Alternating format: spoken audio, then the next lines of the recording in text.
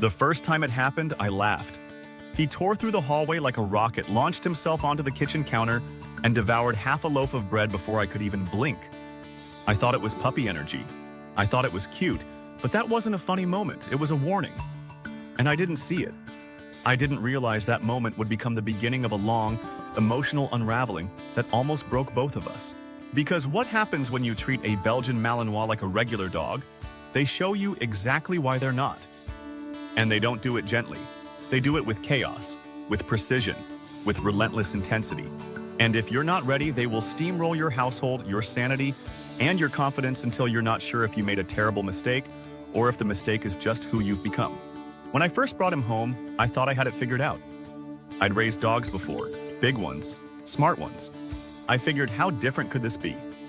I took him for walks. I gave him puzzle toys. I fed him premium food. I gave him all the love, all the freedom, all the affection. I told myself that I was doing everything right. And for the first few weeks, it looked like I was. But then he started watching me, not with adoration, but with a kind of calculation. Like he was trying to figure out who was in charge. Like he was waiting for me to give him something I wasn't even aware I was supposed to give. He started barking at shadows, digging at doors, pacing the house like a guard on a mission that no one assigned. I figured he needed more stimulation, so I upped the walks, took him to the dog park. That's when things took a turn.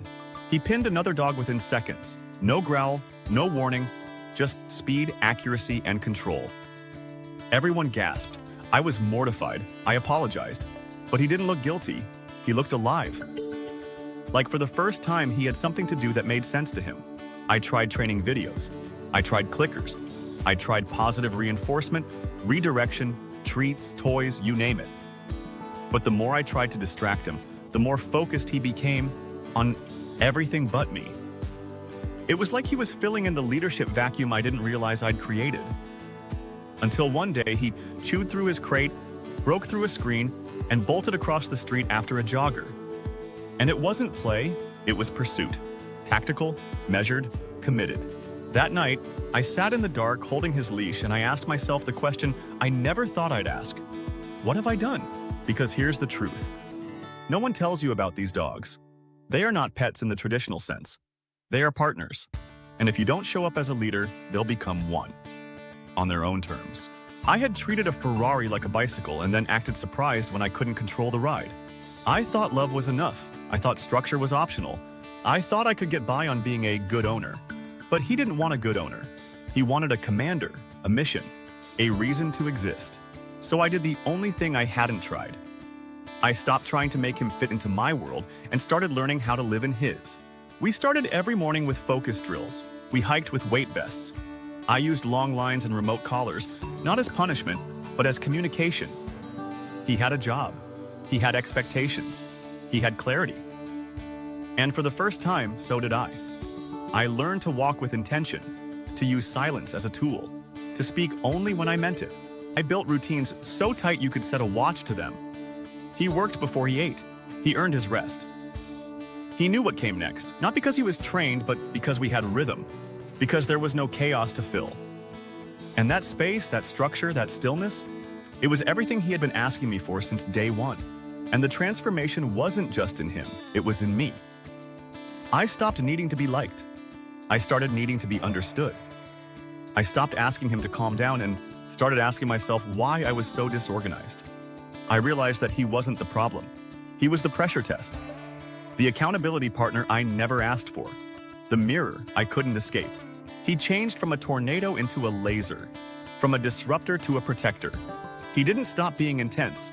He started using it, because finally, he had a reason to, and I had given it to him. Now, when people see us, they say, wow, he's so well trained. But they're wrong. It's not that he's trained, it's that we're aligned. He doesn't follow commands, he follows me. Because I've earned that, not through treats, not through dominance, but through trust, consistency, and shared purpose.